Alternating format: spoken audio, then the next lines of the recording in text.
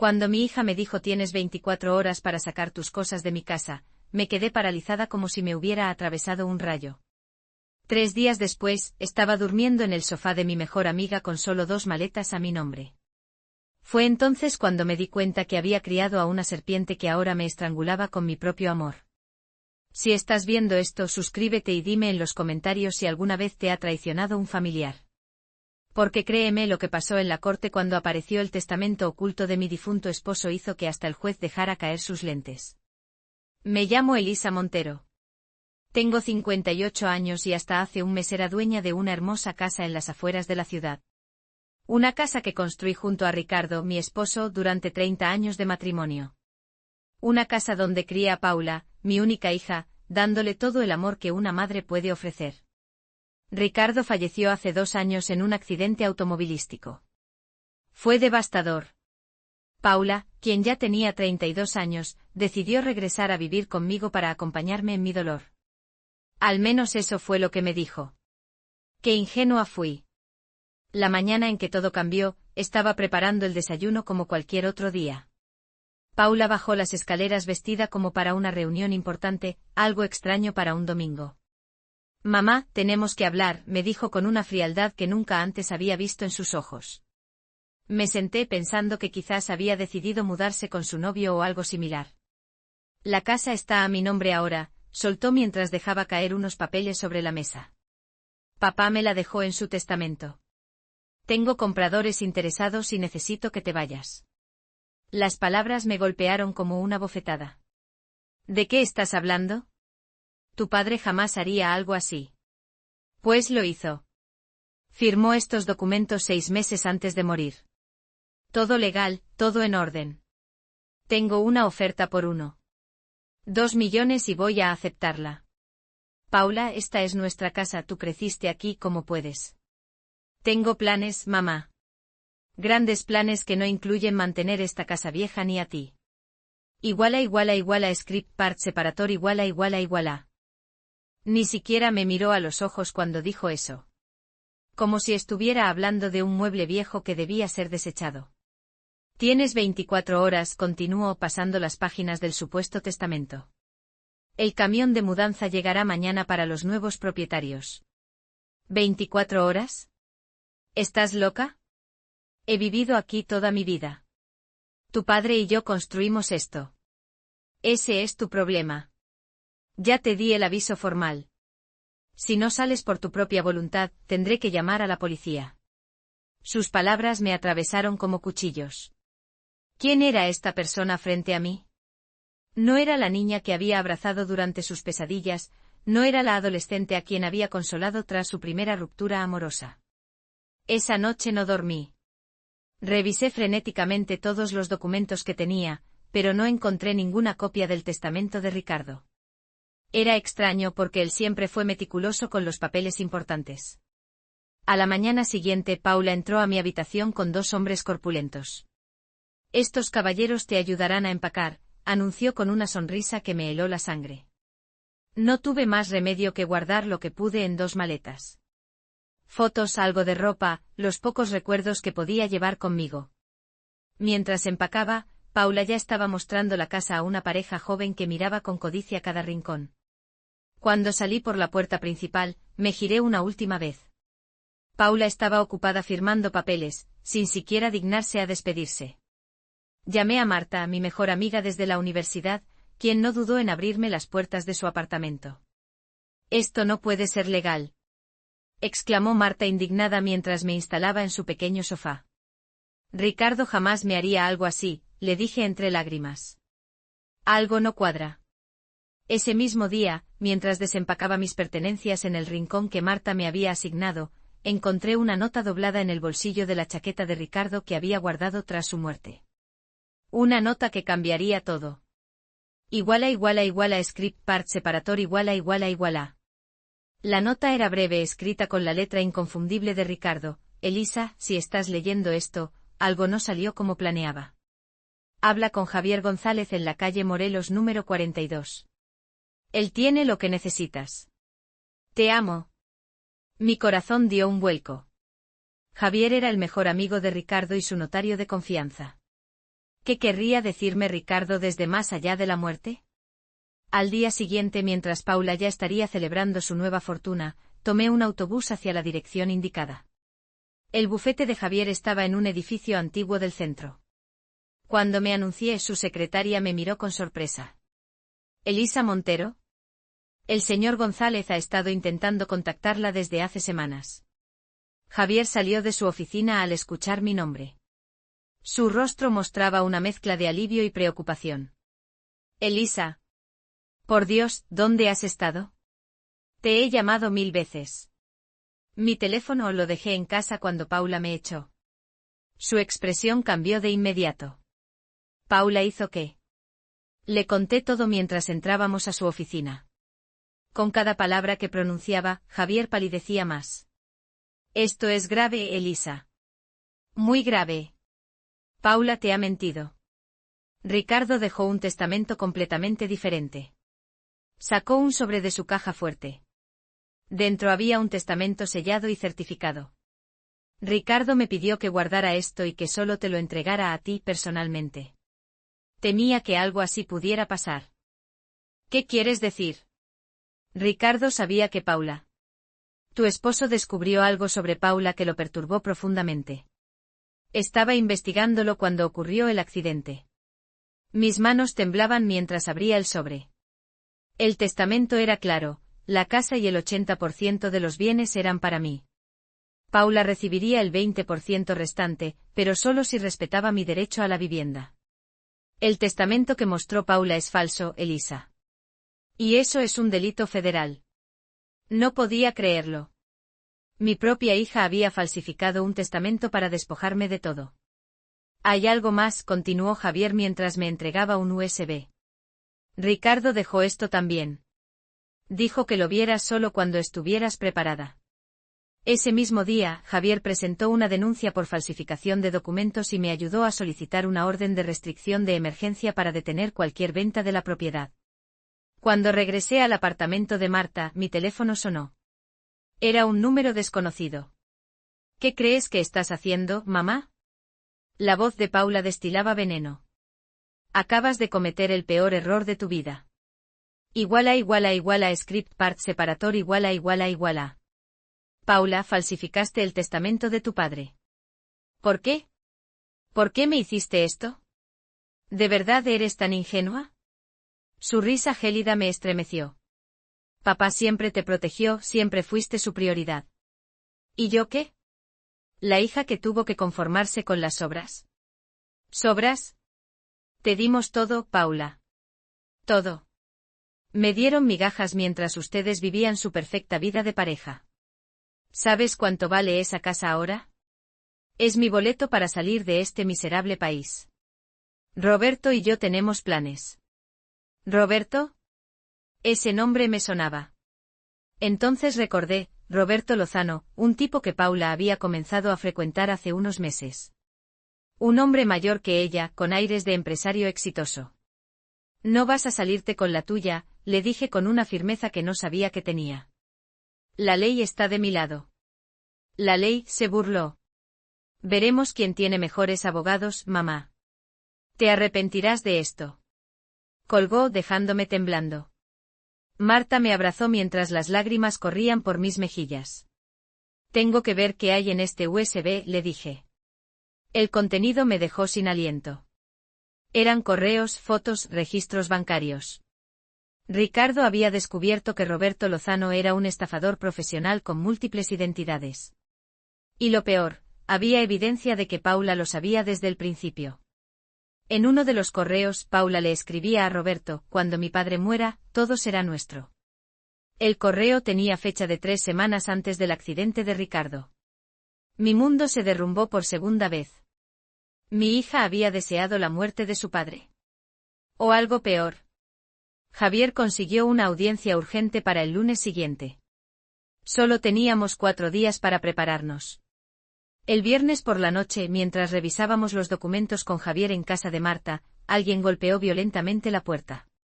Abre la puerta, zorra. Era la voz de un hombre, probablemente Roberto. Sabemos que estás ahí. Marta llamó a la policía mientras nos escondíamos en el baño. Los golpes en la puerta se intensificaron hasta que escuchamos sirenas a lo lejos. Cuando la policía llegó no había nadie, pero encontraron una nota pegada a la puerta: retira la denuncia o la próxima vez no nos iremos. == script part separator == La policía tomó la nota como evidencia, pero me advirtieron que sin pruebas contra Roberto poco podían hacer. Necesitamos protección adicional, dijo Javier. Estas personas están desesperadas. El fin de semana fue un infierno de ansiedad. Cada sonido me sobresaltaba. Dormía con un bate junto al sofá. Marta insistió en quedarse conmigo en todo momento. El lunes llegó con una lluvia torrencial, como si el cielo también llorara mi tragedia. El juzgado estaba repleto cuando entramos. Para mi sorpresa, varios vecinos del barrio estaban allí para apoyarme. Elisa. Doña Carmen, mi vecina de toda la vida, me abrazó. Cuando supimos lo que Paula te hizo, no podíamos creerlo. Estamos contigo. Su apoyo me dio fuerzas, pero entonces vi a Paula entrar por la puerta principal. Iba elegantemente vestida, del brazo de Roberto y seguida por dos hombres de traje que supuse serían sus abogados. Nuestras miradas se cruzaron. Por un segundo creí ver un destello de duda en sus ojos, pero rápidamente fue reemplazado por desprecio. Roberto le susurró algo al oído y ella asintió, irguiéndose con arrogancia. ¿Estás lista?, preguntó Javier. No, pero no tengo opción. La audiencia comenzó con las presentaciones formales. El juez Ramírez, un hombre de unos 60 años con mirada penetrante, revisó los documentos iniciales con el ceño fruncido. El abogado de Paula, un tal Mendoza, habló primero. Su señoría, este es un caso simple de una madre resentida que no puede aceptar la voluntad final de su difunto esposo. El testamento es claro, la propiedad pertenece a mi clienta. Javier se levantó con calma. Su señoría, tengo pruebas de que el testamento presentado por la señorita Montero es una falsificación. Aquí está el testamento original, debidamente certificado y registrado. Presentó el documento y el juez lo examinó detenidamente. ¿Puede explicar, señor Mendoza, cómo existen dos testamentos tan diferentes?, preguntó el juez. Mendoza tartamudeó.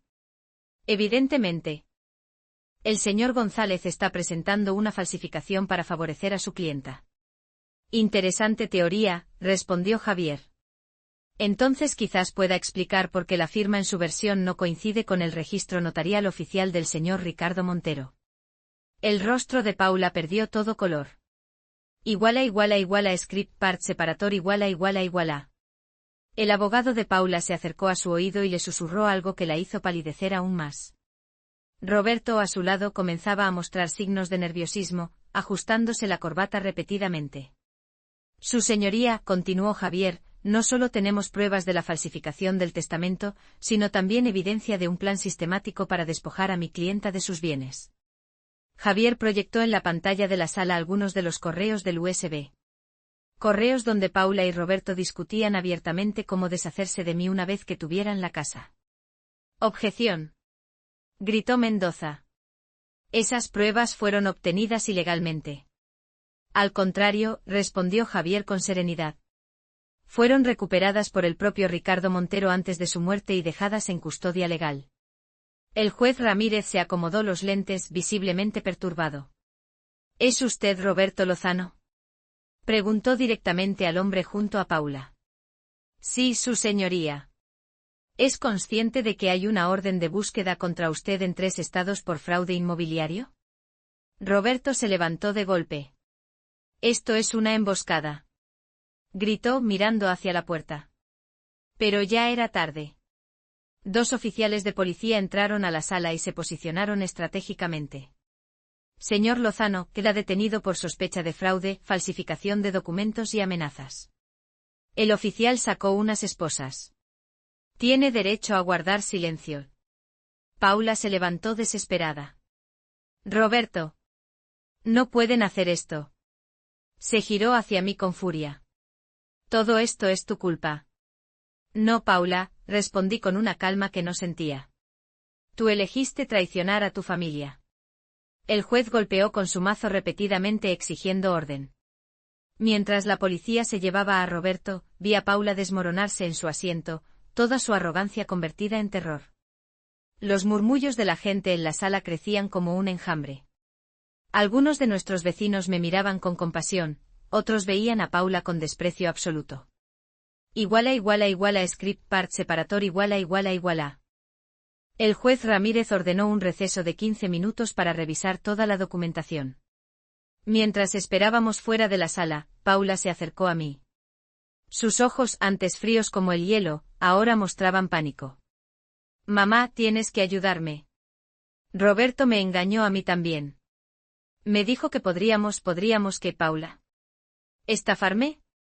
Dejarme en la calle después de todo lo que tu padre y yo hicimos por ti. No entiendes. Roberto tiene conexiones peligrosas. Si va a la cárcel, vendrán por mí. Por un momento el instinto maternal quiso aflorar. Pero recordé las fotos, los correos, la crueldad con que me había tratado. Debiste pensar en eso antes de falsificar el testamento de tu padre. Lo siento, mamá, lo siento mucho, comenzó a sollozar. Roberto me prometió una vida de lujos. Dijo que nos iríamos a Europa, que invertiría el dinero de la casa, ¿y creíste que despojar a tu madre era un precio justo? No pude continuar porque el alguacil nos llamó de vuelta a la sala. Al regresar, noté algo nuevo en la mesa del juez, una carpeta roja que no estaba antes. El juez Ramírez se aclaró la garganta y la sala quedó en completo silencio. Después de revisar la evidencia, tengo que hacer una pregunta adicional. Miró directamente a Paula. Señorita Montero, ¿estaba usted al tanto de que su padre tenía instaladas cámaras de seguridad en su oficina personal? Paula se quedó paralizada. Incluso yo me sorprendí. ¿Cámaras? Ricardo nunca me había mencionado nada sobre eso. La policía acaba de entregar esto. El juez levantó la carpeta roja. Son capturas de vídeo del día 15 de marzo del año pasado, 3 días antes del fallecimiento del señor Ricardo Montero. Script part separator iguala. El juez abrió la carpeta y sacó varias fotos. Mi corazón se detuvo cuando vi de qué se trataba. Las imágenes muestran a la señorita Paula Montero manipulando los frenos del vehículo de su padre en el garaje familiar. Un jadeo colectivo recorrió la sala. Paula se desplomó en su silla como si le hubieran arrancado el alma del cuerpo. Esto cambia completamente la naturaleza de este caso, continuó el juez Ramírez, su voz ahora más grave. Oficiales, detengan a la señorita Montero. Todo pareció suceder en cámara lenta. Los policías avanzaron hacia Paula, que comenzó a gritar histéricamente. No. Fue idea de Roberto. Él me dijo que solo fallarían temporalmente. Que solo queríamos asustarlo para que cambiara el testamento. Mis piernas fallaron. Marta me sostuvo mientras yo procesaba lo impensable, mi propia hija había manipulado el auto que causó la muerte de su padre. Mi Ricardo no había muerto en un accidente, había sido asesinado por nuestra única hija. Señora Montero, ¿se encuentra bien? Preguntó el juez. No pude responder. El horror era demasiado grande. Mientras esposaban a Paula, sus ojos buscaron los míos con desesperación. Mamá, por favor. Ayúdame. No quería que muriera. Fue un accidente. La sala estaba en completo caos. Los vecinos lloraban, los periodistas que habían entrado tomaban fotos frenéticamente, y yo sentía que mi alma abandonaba mi cuerpo. Este tribunal queda suspendido, declaró el juez. El caso pasa inmediatamente a jurisdicción penal. Señora Montero, el testamento legítimo queda validado. La propiedad y todos los bienes son legalmente suyos. Script part separator iguala. Pero, ¿qué valor tenía recuperar mi casa cuando había perdido a toda mi familia? Los días siguientes pasaron en un torbellino de declaraciones, papeleo legal y preguntas de la fiscalía. Las pruebas contra Paula eran abrumadoras. No solo había falsificado el testamento, sino que las cámaras que Ricardo había instalado, aparentemente sospechando de algo, mostraban claramente cómo ella saboteaba los frenos del auto. Elisa, tienes que comer algo, insistía Marta cada día mientras yo miraba por la ventana, perdida en mis pensamientos. Mi abogado me informó que Paula enfrentaba cargos por homicidio en segundo grado y fraude. Roberto, quien tenía un historial criminal más extenso, enfrentaría cadena perpetua. Una semana después de la audiencia, recibí una carta de la prisión. Era de Paula. Mamá, sé que nunca podrás perdonarme y no te culpo. Roberto me manipuló, pero la decisión final fue mía. La ambición me cegó. Nunca quise que papá muriera, solo queríamos asustarlo. Cuando los frenos fallaron completamente, no pude vivir con la culpa. Por eso te traté así. Era más fácil odiarte que enfrentar lo que había hecho. Merezco lo que me pase. Te quiero, aunque no lo creas. Lloré durante horas abrazando esa carta. El dolor era insoportable. 3 días después, regresé a mi casa. Los nuevos compradores habían desaparecido en cuanto el escándalo se hizo público. Entrar fue como visitar un mausoleo.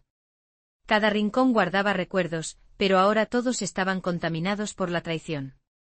En la oficina de Ricardo, encontré la caja donde guardaba las cámaras de seguridad. Había una nota adjunta: Elisa, si estás viendo esto, mis sospechas eran ciertas. Perdóname por no compartirlas contigo, pero temía estar equivocado. Protégete. Te amaré siempre. La fecha de la nota era del día de su muerte. Script part separator iguala. Esa noche, sentada en el sillón donde Ricardo solía leer, tomé la decisión más difícil de mi vida. Visitaría a Paula en prisión. La prisión estatal era un edificio gris y deprimente a las afueras de la ciudad. Después de pasar por 3 controles de seguridad, me condujeron a una sala de visitas dividida por un cristal grueso. Cuando Paula entró apenas pude reconocerla. En solo 3 semanas había envejecido años. Su rostro demacrado y el uniforme naranja la hacían parecer una extraña. Mamá, viniste, dijo, su voz quebrada por la emoción. Necesitaba verte, respondí con la garganta seca. Nos quedamos en silencio varios segundos, el peso de todo lo sucedido entre nosotras. ¿Cómo pudiste, Paula? ¿Cómo pudiste hacerle eso a tu padre? A mí. Roberto me convenció de que papá estaba arruinando nuestro futuro. Dijo que tenía deudas secretas, que estaba a punto de perderlo todo. Me mostró documentos falsos, cuentas vacías, sollozó. Me dijo que si asustábamos a papá, él accedería a poner todo a mi nombre para proteger el patrimonio familiar. ¿Y me creíste eso de tu padre? ¿Del hombre que te dio todo? Roberto era muy convincente. Llevaba meses envenenándome contra ustedes. Cuando comenzamos a salir, yo estaba vulnerable después de mi divorcio. Él lo aprovechó. Mientras hablaba, recordé cómo Paula había cambiado sutilmente desde que conoció a Roberto. Sus visitas se volvieron menos frecuentes, siempre tenía excusas para no quedarse a cenar. Pequeñas señales que ignoré. Lo que más me duele, Paula, es que ni siquiera después de la muerte de tu padre recapacitaste. Me echaste de mi propia casa. Estaba atrapada, mamá. Roberto me amenazó. Dijo que si no seguíamos con el plan, me delataría por lo de los frenos. Que tenía pruebas contra mí. Estaba aterrorizada. Podía ver el miedo en sus ojos, pero también veía algo que llevaba años ausente: honestidad. Script part separator iguala. La visita terminó con Paula suplicándome perdón entre lágrimas. No pude prometerle nada. El perdón tendría que ganárselo con el tiempo. Al salir de la prisión, me encontré con una sorpresa. Carlos, el hermano de Ricardo, me esperaba junto a mi auto. Lo había llamado días antes, pero no esperaba que viajara desde España tan rápido. Elisa, por Dios. Me abrazó fuertemente. No puedo creer lo que ha pasado. ¿Cómo estás aguantando? Sobreviviendo, Carlos. Un día a la vez. Durante la cena en casa, le conté todos los detalles que no había podido explicar por teléfono. Carlos escuchaba con una mezcla de horror y tristeza. Mi hermano siempre sospechó que algo no andaba bien con ese Roberto, me confesó. Me llamó unas semanas antes del accidente preguntándome si conocía a alguien que pudiera investigarlo discretamente. Esto confirmaba lo que ya sabía: Ricardo estaba tratando de protegernos hasta el final. Al día siguiente recibí una llamada inesperada. Era el fiscal del caso. Señora Montero, hemos encontrado nueva información que creo que debe conocer. Roberto Lozano ha estado implicado en 2 casos similares en otros estados. En ambos convenció a hijas de familias adineradas para estafar a sus padres. En uno de los casos, también hubo un accidente mortal. Sentí que me faltaba el aire. Paula había caído en las garras de un depredador experto. ¿Qué pasará con mi hija? Con esta nueva información y si ella coopera completamente, podríamos considerar una reducción de cargos. No puedo prometerle nada, pero existe la posibilidad de que no pase toda su vida en prisión. Era un pequeño rayo de esperanza en medio de la oscuridad. Esa tarde, mientras Carlos me ayudaba a reorganizar la casa, encontramos una caja fuerte oculta tras un cuadro en la oficina de Ricardo. Nunca había sabido de su existencia. Ricardo me mencionó esto una vez, dijo Carlos. La combinación debe ser tu cumpleaños. Efectivamente, la caja se abrió con esa clave. Dentro había documentos financieros, más USB y, sorprendentemente, un seguro de vida adicional a mi nombre por $1 millón que Ricardo había contratado apenas un mes antes de morir. También había una carta sellada dirigida a Paula, con instrucciones de entregársela cuando esté lista para la verdad. Script part separator ===. La decisión de entregar o no la carta me persiguió durante días. ¿Qué habría escrito Ricardo para Paula? ¿Acusaciones? ¿Perdón? ¿O quizás algo que cambiaría todo lo que creíamos saber? Mientras tanto, el caso contra Roberto avanzaba rápidamente. La fiscalía descubrió que había operado bajo 7 identidades diferentes en los últimos 10 años, estafando a familias por más de $8 millones. Señora Montero, su testimonio será crucial, me explicó el fiscal Ordóñez durante nuestra reunión preparatoria para el juicio. Con su declaración y la evidencia que tenemos, podemos asegurarnos de que este hombre no vuelva a lastimar a otra familia. Una semana después, me encontraba en otra sala de visitas frente a Paula. Se veía aún más demacrada que antes. Van a ofrecerme un trato, me dijo en voz baja. Si testifico contra Roberto, reducirán mi condena a 12 años con posibilidad de libertad condicional después de 8. ¿Lo harás? Sí, no tengo nada que perder. Y quiero que pague por lo que nos hizo, por lo que me hizo hacer. Le mostré la carta de Ricardo sin sacarla completamente de mi bolso. Tu padre dejó esto para ti. Dijo que debía entregártela cuando estuvieras lista para la verdad. Sus ojos se llenaron de lágrimas. No creo que nunca esté lista, mamá. Cada noche revivo el momento en que manipulé esos frenos, convencida de que solo fallarían parcialmente. Roberto me aseguró que papá solo tendría un susto menor, su voz se quebró. ¿Cómo pude ser tan estúpida? Algo en su vulnerabilidad genuina me conmovió. Saqué la carta y se la entregué. Tu padre te amaba, Paula. Incluso al final, cuando sospechaba que algo andaba mal, nunca dejó de amarte. Script part separator ===. Paula tomó la carta con manos temblorosas. La abrió lentamente como si temiera que pudiera quemarla. Mientras leía, sus sollozos se intensificaron tanto que uno de los guardias se acercó para verificar que estuviera bien. Después de unos minutos, levantó la mirada. Su rostro estaba transformado por el dolor y el arrepentimiento. Papá sabía que Roberto me estaba manipulando. Dice que instaló las cámaras porque notó que yo entraba a su oficina cuando él no estaba. Se secó las lágrimas. Me pide perdón por no haberme protegido mejor, por no haber visto que yo estaba en problemas. ¿Puedes creerlo? Él pidiéndome perdón a mí. Me quedé sin palabras. Ricardo, incluso sospechando lo peor, había mantenido su amor incondicional por nuestra hija. También dice, continuó Paula con voz entrecortada, que si algo le pasa, confía en que yo recapacitaré algún día. Que el dinero y las propiedades no son lo que hacen a una familia. Que espera que cuando me dé cuenta, no sea demasiado tarde para reconciliarme contigo. El tiempo de visita terminó con Paula abrazando la carta contra su pecho, como si fuera lo más preciado que tenía en el mundo. De regreso a casa, la mente me daba vueltas. El fiscal me había informado que el juicio contra Roberto comenzaría en 2 semanas. Paula testificaría exponiendo toda la manipulación y el plan criminal. Pero yo sabía que independientemente del resultado, nada nos devolvería lo que habíamos perdido. Esa noche, sentada en el porche de la casa que tanto amamos Ricardo y yo, tomé una decisión. No dejaría que el odio y el resentimiento definieran el resto de mi vida. Lucharía por justicia, sí, pero también por sanar. Y tal vez con el tiempo podría encontrar un camino para reconstruir algún tipo de relación con Paula. El día del juicio llegó más rápido de lo que imaginaba. Los medios rodeaban el juzgado como buitres hambrientos. Mi historia se había convertido en noticia nacional. Madre recupera su casa y descubre que su hija manipuló el auto que mató a su esposo. Roberto entró esposado con un traje caro que contrastaba con su rostro demacrado por los meses en prisión preventiva. Ni siquiera me miró cuando pasó a mi lado. Paula testificó primero.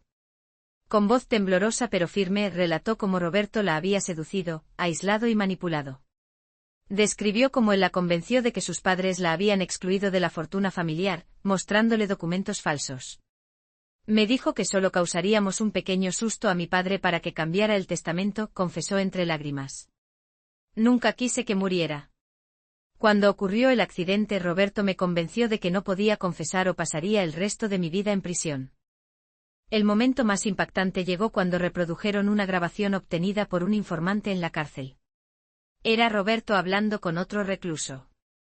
La hija era fácil de manipular. Todas lo son cuando están desesperadas por amor. La convencí de que tocara los frenos, yo sabía exactamente qué pasaría. Era mi quinta vez usando este método. El jurado tardó menos de 3 horas en declararlo culpable de todos los cargos. Roberto recibió cadena perpetua sin posibilidad de libertad condicional.